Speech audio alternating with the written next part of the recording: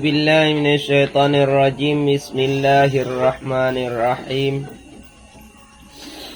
Wa an qalili nahwi damin haidi wa ru'afin kama fil majmu'i. Wa yuqasu bihima damu sairil munafidi illa khariju min ma'dani an-najasati kama halil ghaidi. Dan dimaafkan daripada sedikit seumpama darah haid dan darah mimisan hidung. Kama fil majmu'i, sebagaimana barang yang terdapat dalam kitab majmu'. Dan dikiaskan dengan keduanya sedikit darah haid dan darah mimisan hidung oleh darah sairil munafizi, ketinggalan segala barang yang keluar. Illa kharaja, terkecuali keluar ianya darah, min ma'adani, daripada yang beradat, niscaya najis ia, kama halil ghaidi, seperti tempat keluar berak.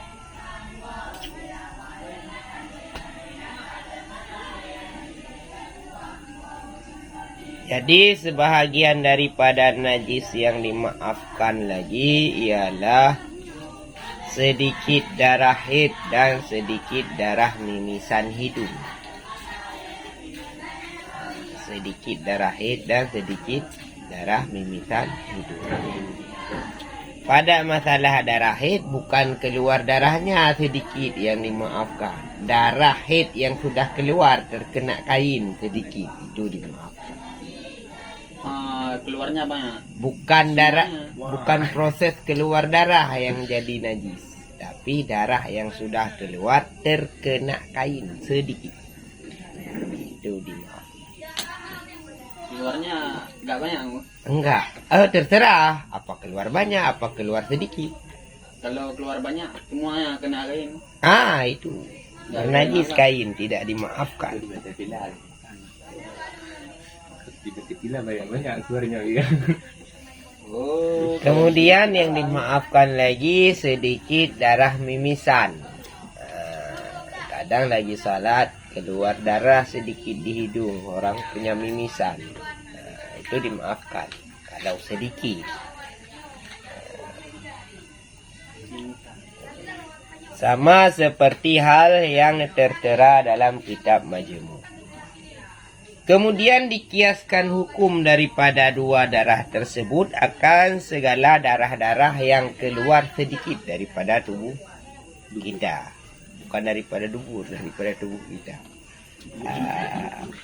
Terkecuali darah tersebut keluar karena beradat. Terkecuali yang keluar daripada tubuh bukan darah. Yang keluar daripada tubuh sesuatu yang sudah biasa terjadi, seperti keluar tai lewat jalan dubur, keluar kencing lewat jalur kencing, itu najis walaupun sedikit. Kalau keluar yang tidak berada nih, contohnya batu keluar daripada kubul ini. Kalau batu keluar daripada kubur najis, sudah kita bahas pada pembahasan yang sudah lalu. Najis dia kalau kubur.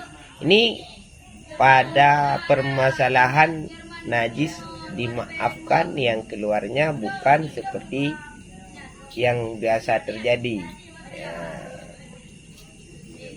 Seperti contoh orang punya penyakit pecah pembuluh darah. Itu di pori-porinya keluar darah kadang-kadang. Itu darah kalau sedikit keluar dimaafkan.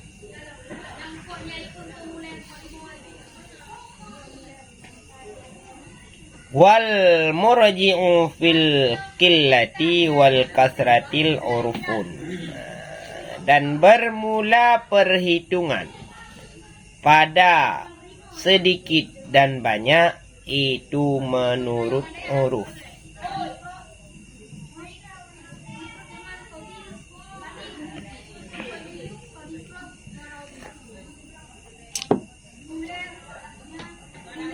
Jadi perhitungan tentang sedikit dan banyak darah itu yang menurut pandangan huruf. Maksud menurut pandangan huruf, menurut pandangan yang sudah kita maklum, itu namanya sedikit, bukan banyak. Misalkan setetes, itu namanya sedikit. Kalau sudah lebih dari setetes, itu bukan lagi sedikit, sudah banyak namanya.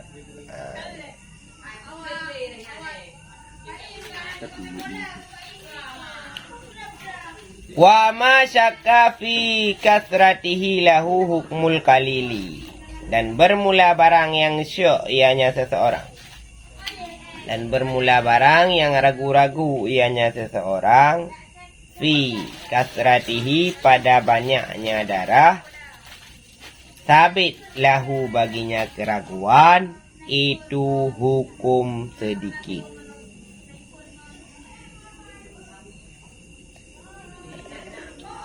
Jadi apabila kita ragu tentang darah yang terkena pada pakaian kita ataupun pada badan kita, apakah itu termasuk banyak atau termasuk ke dalam kategori sedikit?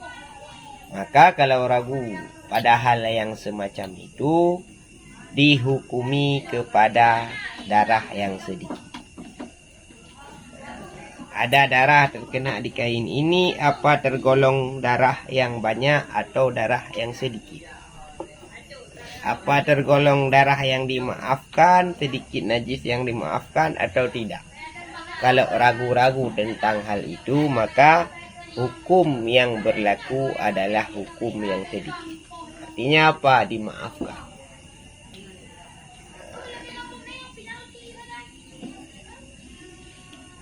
Walau tafarrakan najasu fi mahalli. Dan jikalau terpisahlah najis fi mahalli pada tempatnya najis. Walau jumi'a kathura. Dan jikalau berpisahlah najis fi mahalli pada tempat. Walau jumi'a dan sekalipun dan jikalau dihimpun, kasura niscaya banyak ia. Kana lahu hukmul qalili. Ada lahu baginya najis yang dikumpulkan, hukmul qalili itu hukum sedikit. Indal imami di sisi Imam Syafi'i.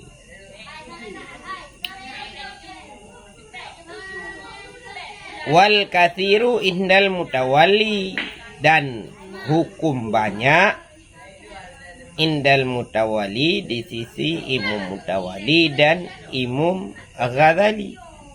Wa ghairi hima dan selain daripada keduanya, Imam Mutawali dan Imam Ghazali. Warajjahahu ba'duhum dan telah dirajih oleh sebahagian ulama.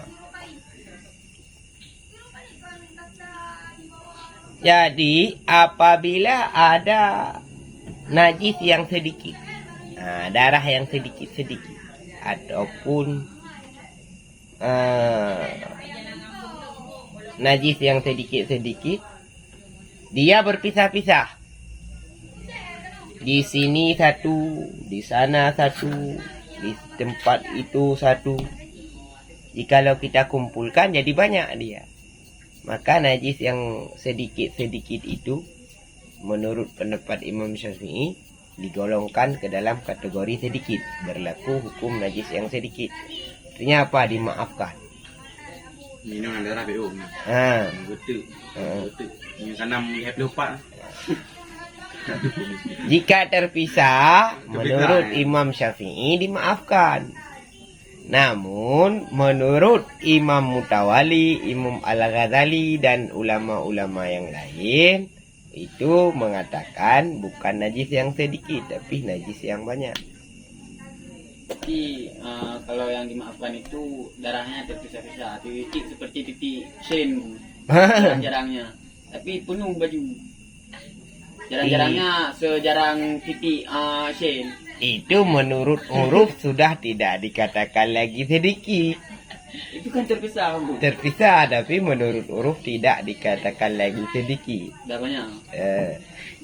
Yang ini yang dimaksudkan terpisah-terpisah walau dikumpulkan jadi banyak, yang menurut pandangan huruf pun sedikit dia, bukan banyak.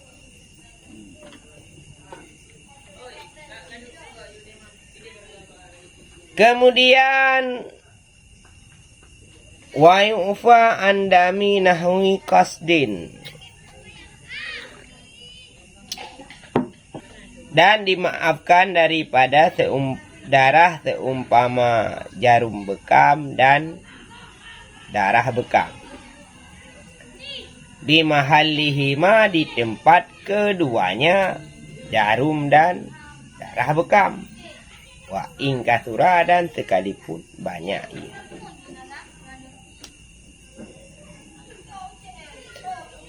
Jadi kalau darah hasil bekam itu dimaafkan, jikalau masih berada di tempatnya. Kalau sudah berpisah dari tempatnya, tidak dimaafkan. Pernah lihat orang bekam?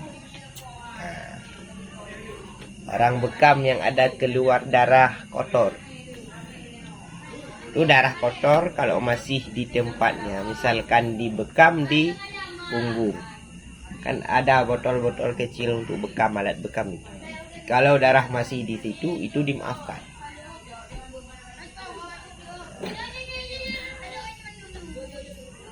Jarum bekam gimana maksudnya?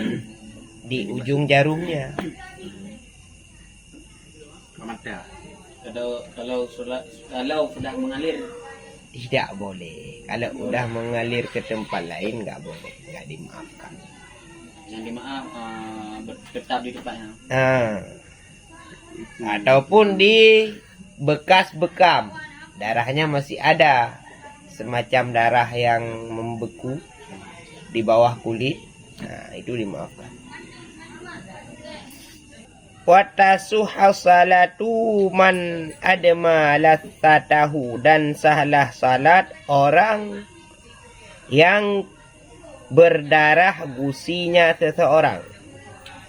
Qabla ghasli famihi, sebelum membasuh mulutnya seseorang. Idza lam yabtali raikahu fiha, karena idza, apabila, lam, tidak diminum akan darah gusinya seseorang, fiha, di dalam mulutnya seseorang. Idza lam, apabila tidak ditelan akan darah gusinya seseorang, fiha, dalam mulutnya seseorang. Li'anna dama lasatihi, karena bahwa sungguh darah gusi, ma'fu anhu, itu dimaafkan, anhu, daripadanya darah gusi, binisbati ilar riki, dengan dinisbahkan kepada air ludah. Dengan dinisbahkan kepada air liur. Jadi apabila kita salat, sedangkan dalam salat kita gusi berdarah, ataupun belum salat, setelah kita berwudu karena kebetulan kita lagi ada sakit gigi atau semacamnya, atau mempunyai gusi yang rusak sehingga gusi kita berdarah, Darah yang berada di gusi tersebut apabila kita salat dimaafkan. Artinya tidak dihitung kepada najis. Selama tidak kita telan. Kalau kita telan itu darah sama semacam kita telan air ludah di saat salat. Kalau menelan air ludah di saat salat, hukumnya batal salat. Walau ra'afa qabla salati wa dama fa in raja in qata'ahu wal waqtu muttasi'un intidarahu wa illa tuhaffadha kasaliti. Dan jikalau berdarahlah hidung qabla salati sebelum salat, waddama dan berkekalan ianya darah,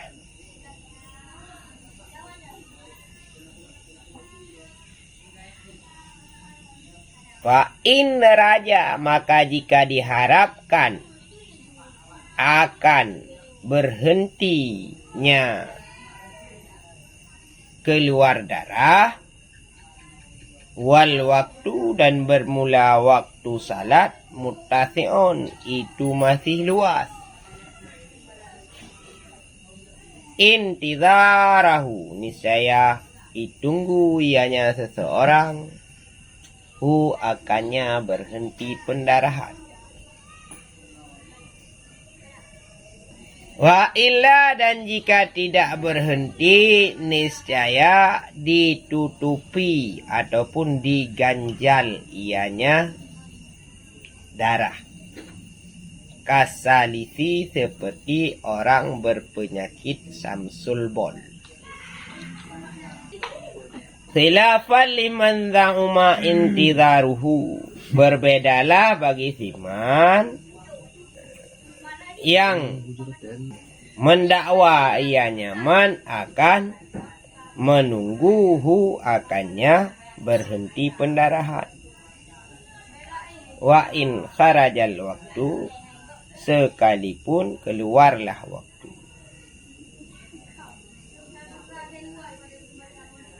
Kama tu'akhara li ghasli thawbil mutanajjisi wa in kharaja. Sebagaimana barang ditakhirkan salat bagi orang yang mencuci pakaiannya seseorang mutanajjisin yang terkena najis, wa in kharaja dan sekalipun keluar ianya waktu. Keluar ianya waktu. Jadi jikalau orang yang mimisan sebelum salat,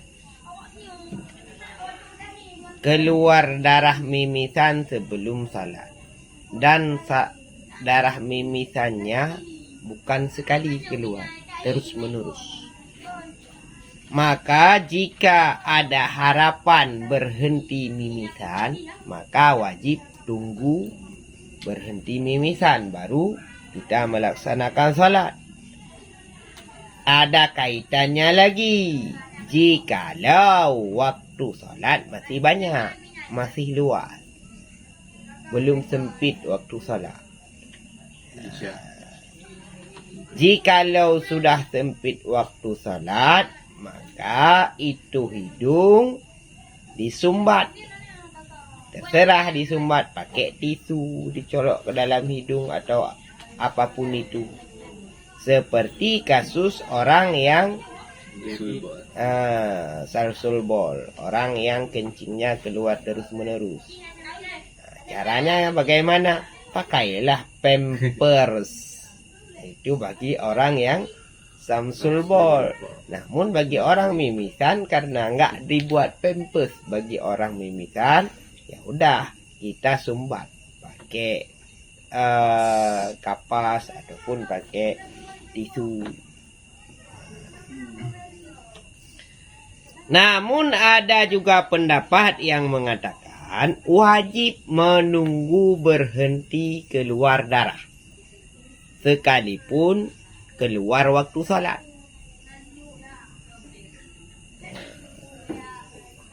Pendapat yang ini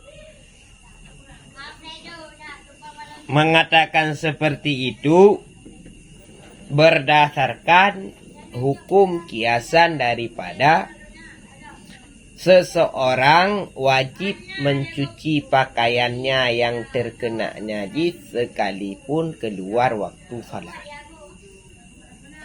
Bang, ulang. Ada sebahagian ulama yang mengatakan wajib menunggu berhenti pendarahan baru boleh salat sekalipun keluar waktu salat.